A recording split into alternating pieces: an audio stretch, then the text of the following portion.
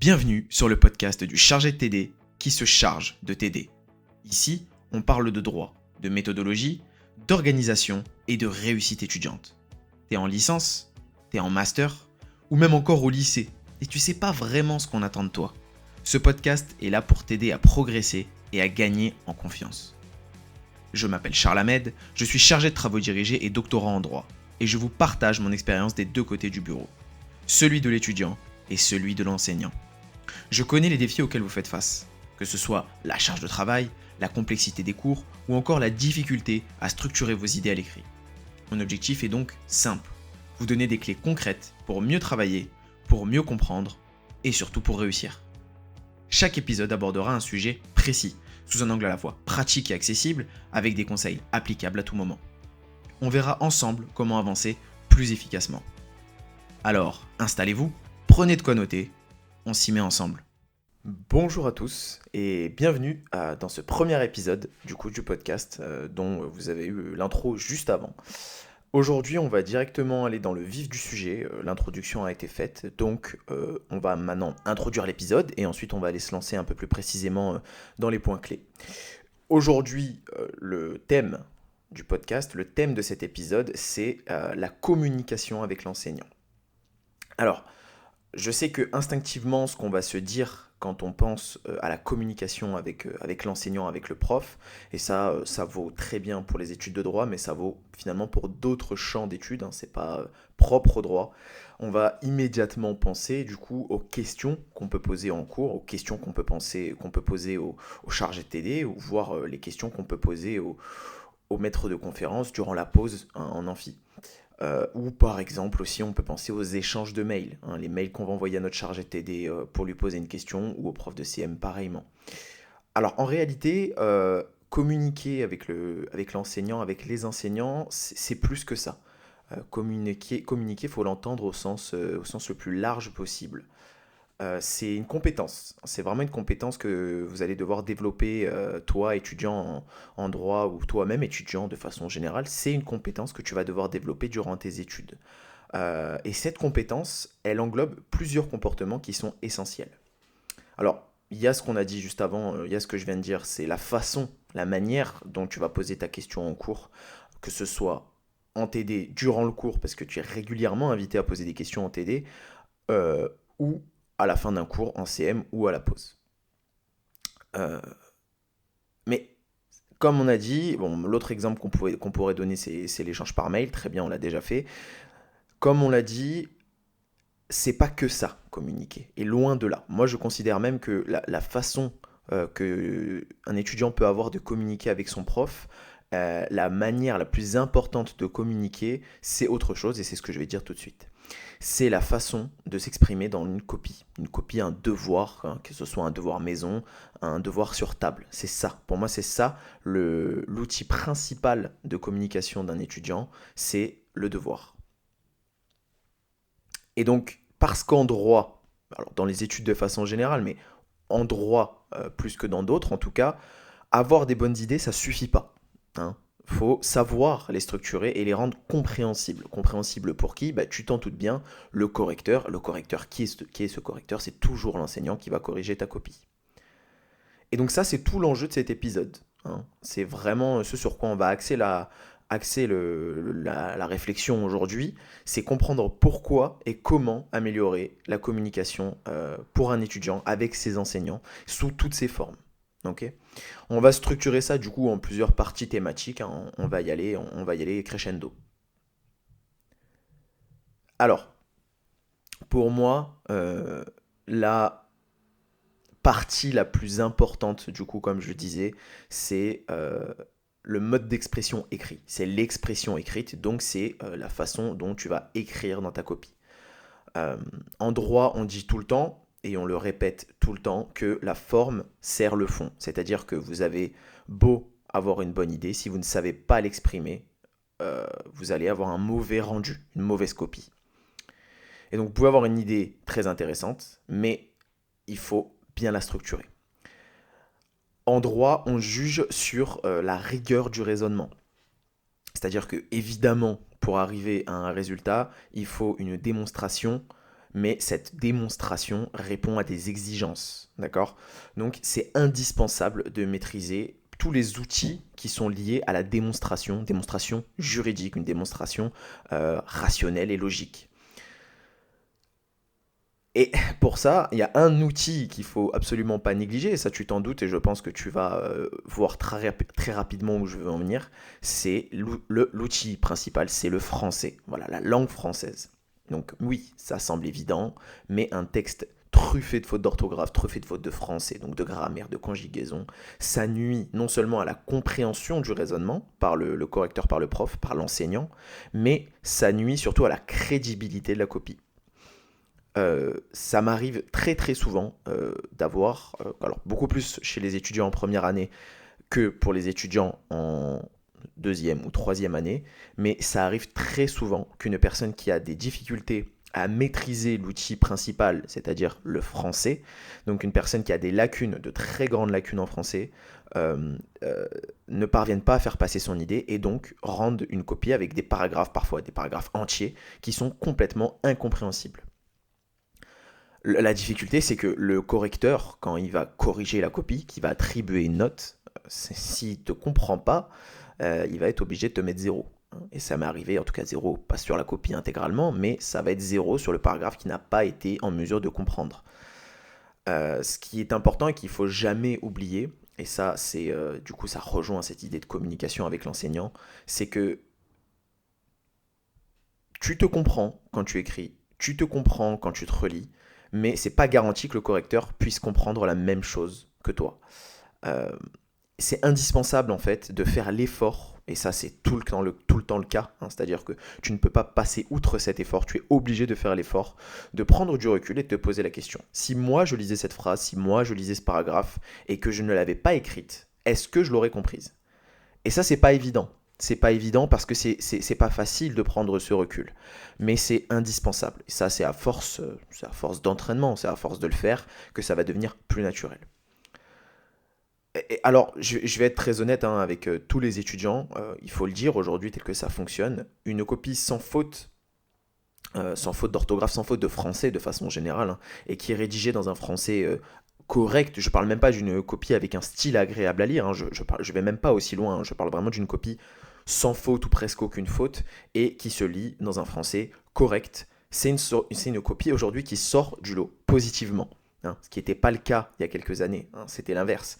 Il y a quelques années, alors combien d'années je ne sais pas, parce que moi je donne des enseignements maintenant depuis 2 ans, mais quand je dis quelques années, je parle de il y a 10, 15, peut-être 20 ans. J'avais des discussions avec des profs de CM qui donnaient cours de CM depuis plusieurs années, hein, depuis 10-15 ans maintenant du coup, et qui m'expliquaient que il y a 10-15 ans, c'était l'inverse. Hein. C'était vraiment des copies qui sortaient du lot, c'était les copies qui étaient mal rédigées. Donc, de rédiger dans un français correct, c'était la norme. Voilà, on n'attendait pas moins d'un étudiant. Aujourd'hui, c'est l'inverse. Voilà, aujourd'hui, les copies qui sont très bien rédigées dans un français impeccable seront malheureusement les copies qui vont sortir du lot. Je dis malheureusement parce que c'est du coup une preuve de l'appauvrissement de notre capacité à maîtriser le français, mais heureusement peut-être pour d'autres étudiants qui n'ont pas cette lacune et qui du coup pourront avoir un avantage par rapport aux autres copies. Voilà pour le français.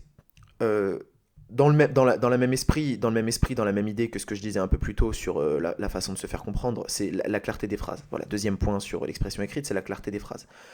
L'importance notamment de la concision. L'erreur la plus fréquente et les phrases les moins agréables à lire sont les phrases les plus longues. Voilà, les phrases avec beaucoup trop de virgules, voire des points-virgules parfois.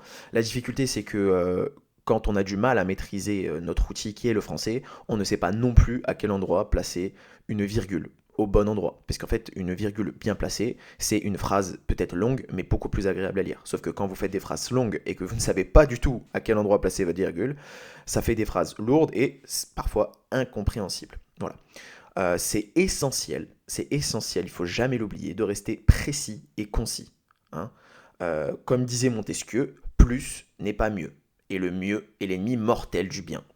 Voilà, c'est une phrase qu'il faudra retenir hein, pour les étudiants, que ce soit pour vos devoirs maison ou pour les devoirs sur table.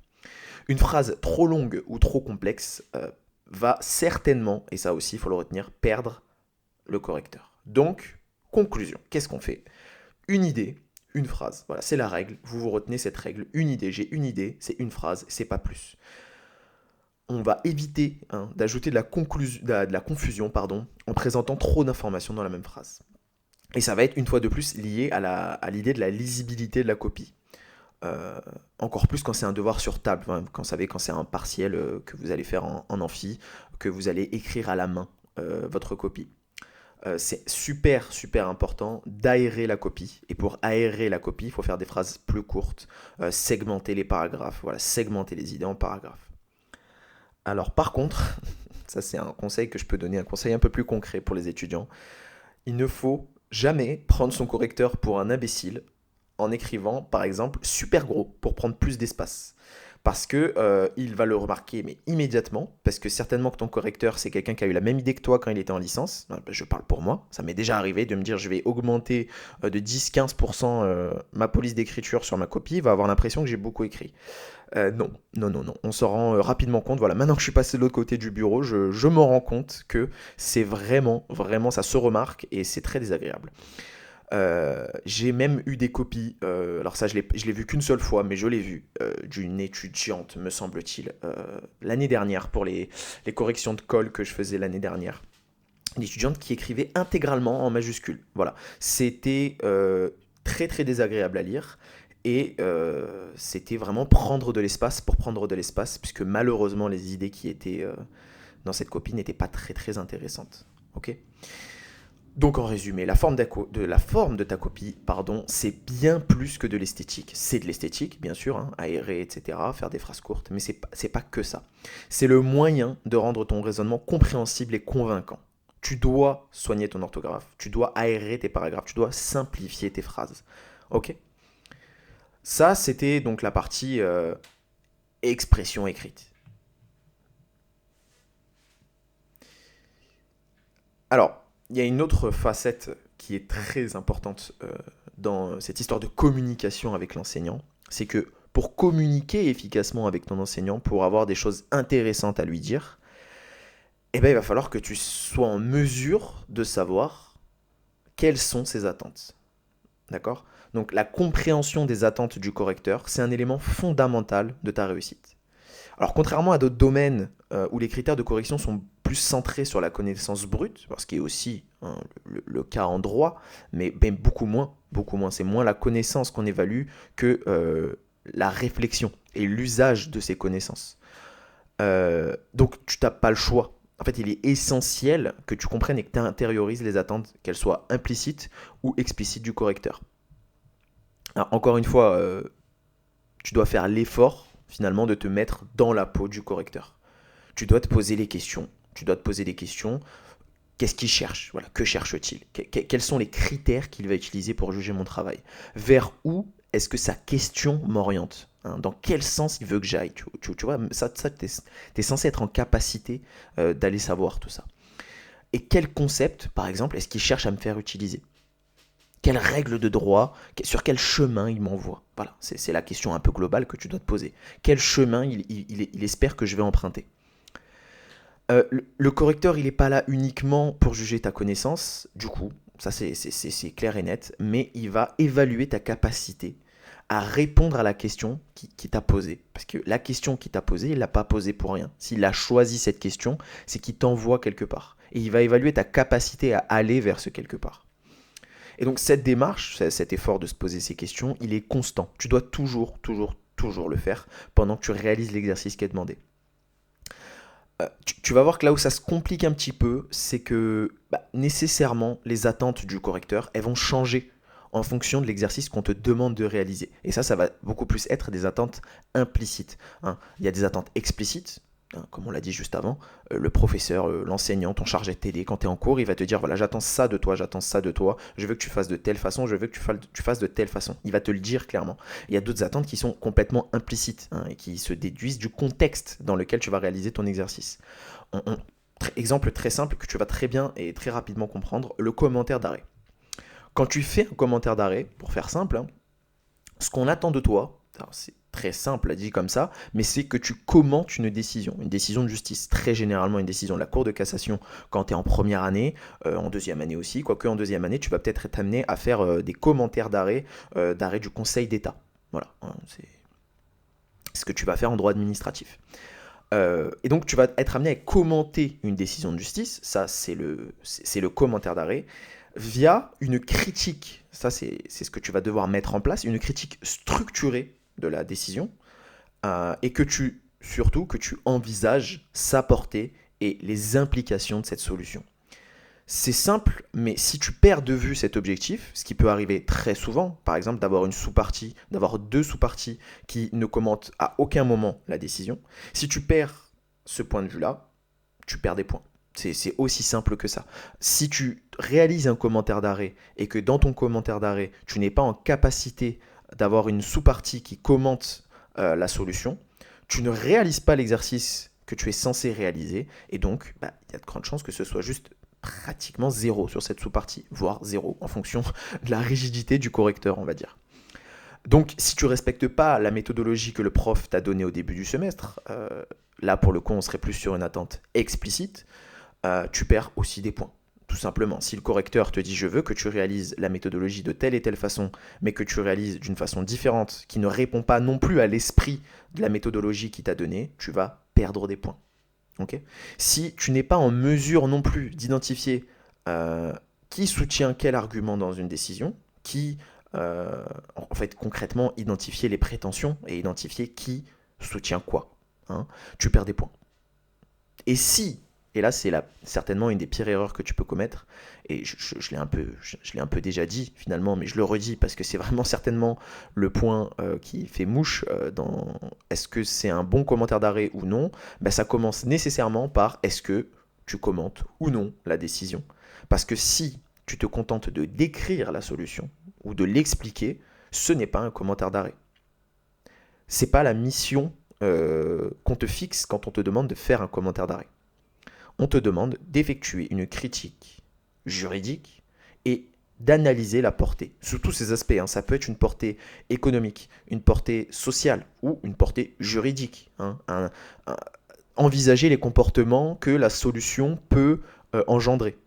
Voilà, c'est ta mission en tant qu'étudiant, juriste qui commente une décision de justice.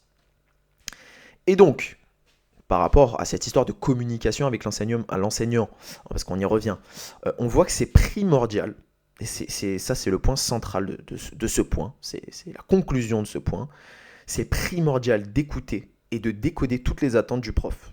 Voilà. Quand il demande de réaliser un exercice, tu dois réaliser dans ta tête ce petit exercice qui va te prendre quelques secondes, parce que c'est quelque chose qui va devenir de plus en plus naturel à force de réaliser les exercices. Mais tu dois faire ce petit point et te dire, ok, quelles sont les attentes du prof quand il me demande de faire cet exercice.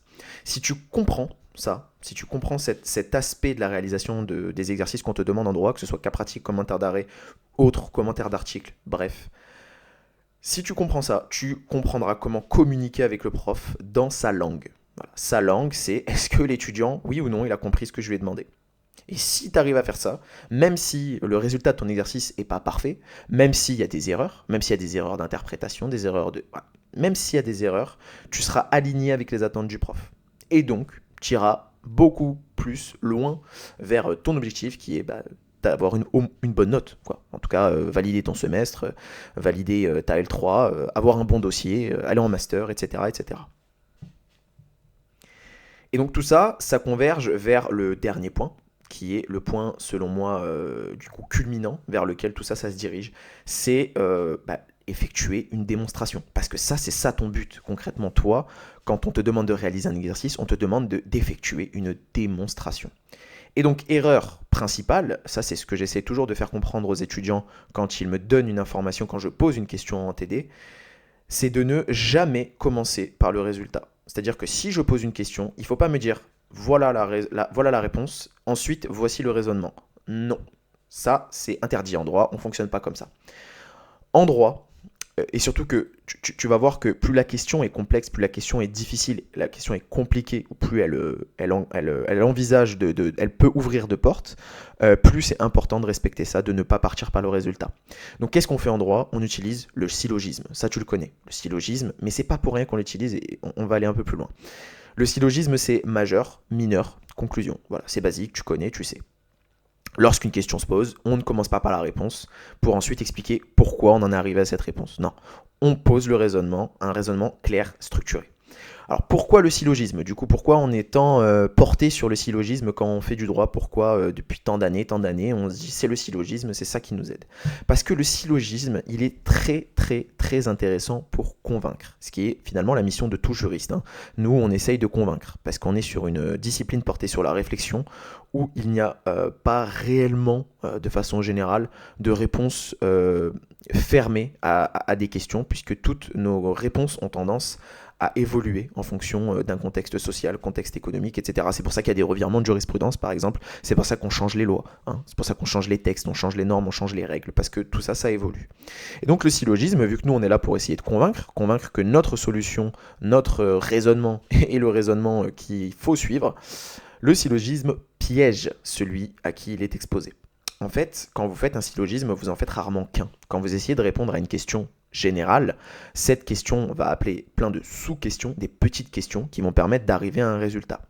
Et ce qui se passe à chaque petite question que vous allez poser, c'est que vous allez refaire un syllogisme à chaque fois. Majeur, mineur, conclusion, pour ensuite, à force de majeur, mineur, conclusion, arriver à un résultat final.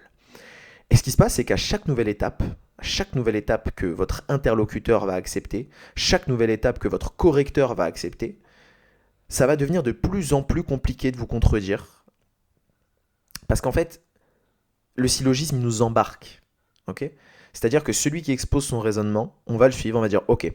Donc on part du principe que ok, moi je te suis, ok, très bien, ça marche. Ensuite, ok, on est d'accord que si je te dis ça, ça implique ça. Moi je vais dire oui, totalement, je suis d'accord avec toi. Et donc on va arriver à la dernière étape, il va me dire bon bah voilà, résultat ça. Et moi je vais essayer de me poser, je vais me dire oula, à quelle étape j'aurais dû l'arrêter pour pas qu'il parvienne à ce résultat? Et bien si le syllogisme il est bien exposé, je vais avoir énormément de mal à identifier l'étape à partir de laquelle j'aurais dû complètement l'arrêter, lui dire non, ça c'est faux parce que telle et telle réponse. Okay, c'est la mission, c'est ça qui fait que parfois un avocat va être un meilleur avocat qu'un autre, un juriste va être un meilleur juriste qu'un autre parce qu'il va savoir convaincre en utilisant correctement ce mécanisme, du coup le syllogisme. Et donc commencer par le résultat, c'est juste prendre un risque qui est immense, c'est le risque d'être immédiatement coupé et mis en échec dans notre démonstration. Parce que toutes les étapes intermédiaires qui nous ont mené à un résultat qui est infaillible, finalement un résultat qui est qu'on ne peut pas contredire, eh ben on n'a pas utilisé toutes ces étapes. On est allé directement au résultat, ce qu'il ne faut absolument pas faire. Bon, on va essayer de mettre un peu plus de concret sur ce qu'on vient de dire, parce que c'est vrai que ça peut paraître un peu abstrait dit comme ça. On va prendre un exemple de maths, un simple exemple de maths, parce que ça va parler à tout le monde. Si je dis directement que le résultat d'un calcul, c'est 42. Voilà, je ne vous donne pas d'opération, je vous donne rien, je vous dis j'ai un calcul et le résultat, c'est 42. On va avoir énormément de mal à déterminer comment j'ai pu arriver à ce résultat qui est 42. Parce que le résultat, il n'a pas de sens si je ne te dis pas les étapes par lesquelles je suis passé pour y parvenir. Est-ce que j'ai fait 6 x 7 ? Est-ce que j'ai fait 50 moins 8 ? Est-ce que j'ai fait 84 divisé par 2 ? On n'en sait rien parce qu'on ne sait pas comment j'ai raisonné pour arriver à 42. Et j'ai même envie de te dire que finalement, étant donné que c'est un nombre et que en maths, on a ce concept d'infini qui existe, en maths, on irait plus loin parce qu'on dirait qu'il y a une infinité de réponses à savoir quel calcul m'a mené là si je te donne aucun indice. Par contre, si je te montre clairement le cheminement, je te dis, voilà, j'ai fait 6 x 7, 42. Ok, t'as mon raisonnement. Le résultat, il est infaillible. Tu peux pas contredire mon résultat. Si je te dis 6 x 7, tu vas me dire 42. Ok, voilà. Tu comprends immédiatement le raisonnement et tu peux le vérifier. Tu peux voir si j'ai fait une erreur. Tu peux voir si le résultat aurait dû être différent. Parce que si je te dis 6 x 6, 42, là tu vas dire, ah bah non. Parce que si je fais 6 fois le nombre 6, j'obtiens 36. J'obtiens pas 42. Et là, on va dire, ah, ouais, effectivement. Voilà, tu vois l'importance d'exposer ton raisonnement, surtout pour le correcteur, hein, parce que le correcteur, il doit vérifier l'information. Si tu lui donnes brute l'information, tu lui dis, la réponse à votre question, c'est ça. Il va te dire, très bien, mais comment est-ce que tu as été en mesure de déterminer que le résultat à cette question que je t'ai posée, c'était ça? C'est ça qu'on évalue, nous les profs. Hein. On évalue, oui, le résultat, forcément, parce que si tu as un résultat qui est trop éloigné d'une autre, c'est qu'à un moment dans la démonstration, tu as fait une erreur. Mais une grosse erreur. Nous, on évalue la démonstration. C'est surtout ça qui nous intéresse.